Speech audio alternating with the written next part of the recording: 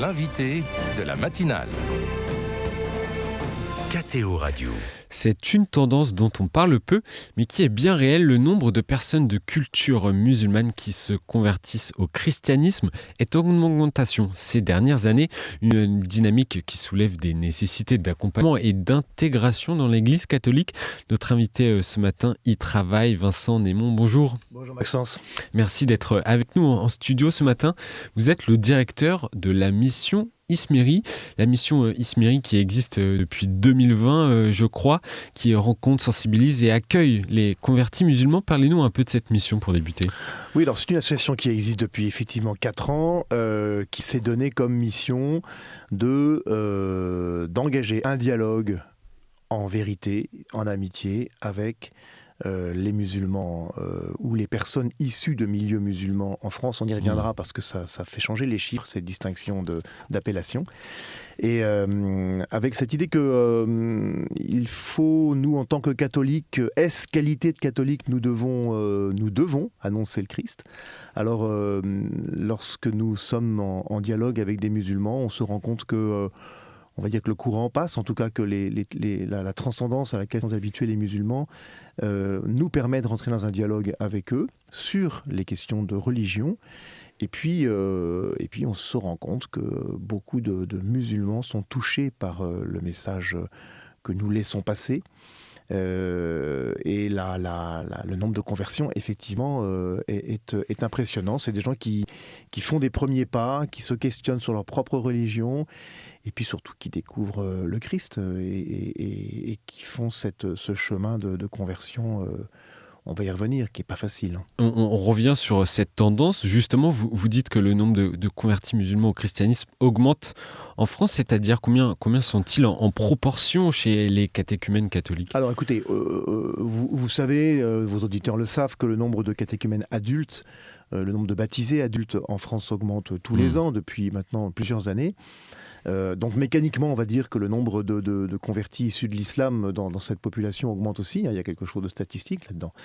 On estime, nous, à Mission Ismeri, que c'est environ sur les 7000 adultes qui ont été, enfin les 7000 personnes qui ont été baptisées cette année, par exemple en 2024. J'inclus dedans les adolescents à partir de 13-14 ans. On estime qu'il y a plus de 600 personnes qui sont, donc vous voyez, ça fait 10%. Ça fait, 10%. Presque, qui sont issus de milieux musulmans. Alors pas forcément des musulmans pratiquants, mais ce sont des gens qui, par leur origine, etc., sont des gens qui viennent de ces milieux culturels et religieux musulmans. On estime à 600. Le chiffre officiel de la Conférence des évêques de France, c'est 300, parce que c'est un chiffre déclaratif qu'il regarde, qui remonte à la conférence via les diocèses. Mais on sait que beaucoup de ces baptisés viennent de couples dispares, par exemple, c'est-à-dire un chrétien et un musulman qui sont mariés entre eux, qui ont des enfants. Certains choisissent la religion catholique. Ceux-là ne sont pas comptés dans les musulmans qui se convertissent. Donc on estime à 600. C'est un nombre en augmentation, mais c'est un tout petit nombre par rapport à ce qu'il devrait être, puisqu'en France, il y a énormément de personnes issues de milieux musulmans. Et j'ai envie de dire énormément de personnes qui attendent qu'on leur parle de Jésus. Derrière ces chiffres, il y a des hommes, oui. Il y a des femmes, des adolescents, vous l'avez dit. Qui sont-ils ? Quel est leur profil ? Alors c'est très difficile de répondre à cette question parce que ce sont vous l'avez dit en 3 mots, des jeunes, des très jeunes, des moins jeunes, des vieux. Il y a vraiment tous les profils, des femmes, des hommes. Et puis aussi en termes religieux, ce sont des gens qui viennent quelquefois d'une pratique de l'islam très stricte, très observante, à d'autres qui ne sont plus du tout pratiquants. Donc on a vraiment tout le spectre. Ce que l'on voit, c'est que... je vais vous raconter une petite histoire. Je suis parti il y a à peu près un peu plus d'un an. En arrivant à Mission Ismeri comme directeur, je suis parti en Terre Sainte avec 80 personnes converties. Donc j'étais un accompagnateur modeste, j'avais aucune responsabilité dans ce pèlerinage. J'ai passé 8 jours avec eux et j'ai tout de suite, on va dire, validé mon entrée dans cette association quand j'ai vu ces personnes. Et un des premiers constats que j'ai tiré, c'est qu'ils sont tous différents. Donc on ne peut pas dire les convertis sont comme ci, sont comme ça, etc. C'est des gens qui sont tous différents, qui ont des histoires personnelles différentes, des parcours différents aussi. C'est-à-dire que pour certains, se convertir n'est pas un sujet, n'est pas une difficulté, mais pour beaucoup, pour la majorité d'entre eux, c'est un parcours du combattant. Ils sont tous différents. Ils ont un point commun. Enfin, au moins un point commun, mais il y en a un qui est tout à fait étonnant, et je pense que c'est important de le retenir. S'il faut retenir une chose, c'est celle-là. C'est que tous disent que le Christ les rend libres. Notre religion catholique, qui est une religion exigeante, quand vous rentrez en catéchuménat, vous en avez pour 2 ans. On ne vous baptise pas du jour au lendemain dans une baignoire, nous les catholiques. Quand vous rentrez en catéchuménat, c'est exigeant, mais tous disent cette religion, la foi catholique, m'a rendu libre. Et ça, c'est le point commun de tous. Ensuite, leur parcours, leur origine, etc. Est-ce que justement, ces nouveaux convertis de l'islam ont besoin d'accompagnement spécifique ? Oui, bien sûr. Ils ont besoin qu'on comprenne d'où ils viennent. Ils ont besoin d'être accueillis. Il faut bien comprendre que pour beaucoup d'entre eux, ils viennent donc de cette religion musulmane qui est aussi une culture qu'on appelle l'Oumma, c'est-à-dire une communauté très soudée, très fraternelle, très solidaire, avec de très beaux côtés, vraiment. Et ils débarquent dans l'Église catholique. On n'a pas d'Oumma, nous, c'est pas la même chose. Quand vous allez dans certaines paroisses, je ne critique personne, mais on n'a pas forcément l'impression qu'on est tout de suite très bien accueillis. Alors imaginez en plus si vous êtes d'origine étrangère. Voilà, on a quelques anecdotes d'arrivées difficiles de personnes d'origine musulmane qui sont souvent d'origine arabe et qui ne sont pas accueillies, voire qui font peur aux communautés catholiques. Alors, on peut le comprendre aussi dans un contexte qui n'est pas évident, un contexte national et international qui peut entraîner des craintes ou en tout cas des incompréhensions, je dirais, de part et d'autre. Donc, je ne jette pas l'anathème sur qui que ce soit, mais nous constatons qu'il y a, pour répondre à votre question précisément, besoin de sensibiliser les communautés, les associations, côté catholique, aux particularités de ces personnes, de ces convertis, de ces nouveaux catholiques, non seulement parce qu'elles viennent d'une religion où on leur a appris des choses sur le catholicisme qui sont fausses ou qui ne sont pas justes, ou si elles sont justes, il faut les réapprendre, et puis aussi parce qu'encore une fois, elles viennent d'un milieu qui n'est pas celui de l'Église. Voilà. Et je ne parle pas de civilisation, je ne parle pas de culture, je ne parle pas d'Occident, de l'Occident, etc. Enfin, je parle juste sur le plan religieux.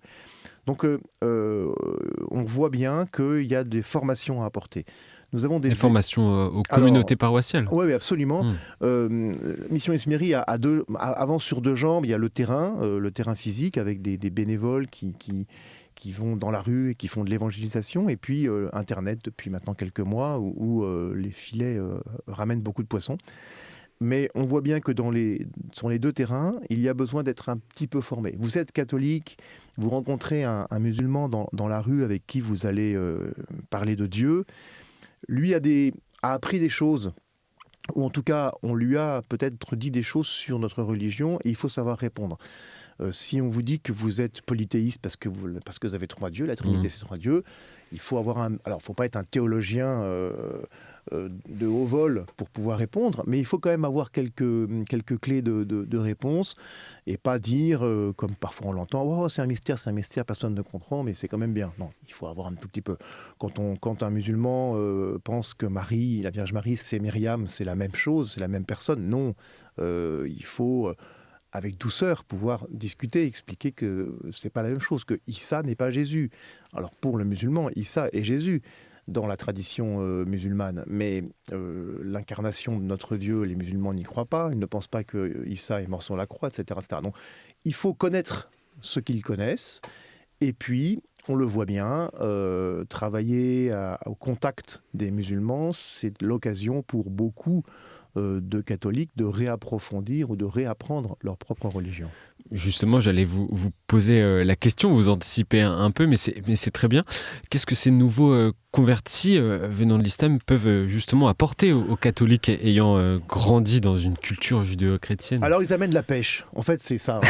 Je vais vous dire, c'est vraiment Alors évidemment, encore une fois, attention à ne pas tous les mettre dans le même sac, parce que ces convertis, ces catholiques, les nouveaux catholiques sont comme vous et moi, ils ont leurs soucis, bon. Mais ils ont quand même une joie de la conversion, qu'on voit chez tous les convertis d'ailleurs, hein, c'est pas propre aux ex-musulmans, mais une joie quelquefois, alors pour beaucoup d'entre eux, ils viennent du Maghreb, alors il y a en plus cette culture assez exubérante, parfois on a l'impression que c'est un peu foutraque tout ça, mais c'est beaucoup de joie. Et ils apportent quelque chose que j'ai vu, alors encore une fois je reparle de cette Terre Sainte parce que j'ai été frappé par quelque chose chez eux, ils apportent un amour de l'Église. Beaucoup de catholiques d'élevage, comme on dit, c'est-à-dire nous, ceux qui ont été baptisés bébés et qui sont là depuis longtemps dans l'Église, ont peut-être quelquefois perdu un petit peu le sel de l'Église, ont un peu perdu le goût de l'Église et puis sont volontiers critiques sur leur curé, leur évêque. Bon, en plus on est français, donc on est un peu râleur. Bon. Ces convertis aiment l'Église temporelle et spirituelle. Et moi j'ai été frappé de voir à quel point c'est une réalité pour eux, c'est une mère. Ils ont vraiment un attachement pour l'Église et pour les sacrements, l'Eucharistie, la réconciliation. Pour un musulman, un ancien musulman, mais c'est formidable ce Dieu qui nous aime tellement, qui nous permet même de ne pas croire en lui et il nous pardonne. Ce que vous parliez tout à l'heure par rapport à la liberté. C'est formidable. Alors, et donc les sacrements sont très importants. La Vierge Marie, n'en parlons pas. Enfin, on peut en parler, mais ils sont très très attachés. La communion des saints. Donc, vous voyez tout un certain nombre de points particuliers de notre religion catholique, je dis bien catholique, qui finalement apportent à ces convertis issus de milieux musulmans des réponses très profondes dans leur vie, et ils nous le disent. Du coup, pour nous, catholiques anciens, ça nous permet de nous redire, dans le fond, c'est vrai, c'est formidable cette église. Ok, elle est cabossée, elle cahote, on le voit encore en ce moment, hein, elle a un passé qui la rattrape, qui l'encombre, qui l'alourdit. Il n'empêche que ces personnes-là nous aident à la voir telle qu'elle est, avec sa vocation magnifique, et ils y croient. Donc ça nous aide à y croire.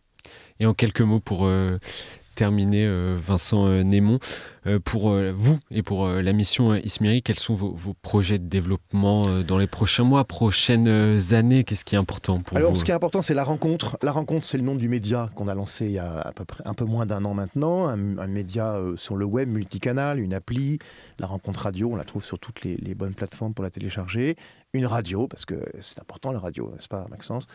Voilà, donc pour nous, c'est développer la rencontre, c'est-à-dire lancer nos filets le plus loin possible. Alors c'est des filets d'amour, hein, c'est pas des filets emprisonnants, pour que nous puissions rentrer en contact avec ces personnes qui ont besoin, qui posent des questions, pouvoir leur parler de manière confidentielle, et puis assez vite ensuite passer, je dirais, au réel, pour qu'ils puissent rencontrer des personnes sur le terrain, entrer dans des communautés paroissiales. Notre enjeu, il est là, un enjeu de développement. Ça veut dire que c'est un enjeu qui a besoin, pour se déployer, de sous, de personnes humaines, etc. Donc on en est là. Je dirais on est au seuil, après 4 ans d'ajustement, on est au seuil maintenant d'un développement qui va être sans doute formidable. Vous savez, je dirais juste pour conclure, c'est que je fais partie de ceux qui pensent que ces convertis issus de l'islam représentent une grande part de l'avenir de l'Église catholique en France. Merci Vincent Némon. Et j'invite nos auditeurs et nos auditrices à découvrir toutes vos actions et le média que vous avez créé sur le site mission-ismeri.com. Bonne journée à vous, merci. Merci, au revoir Maxence.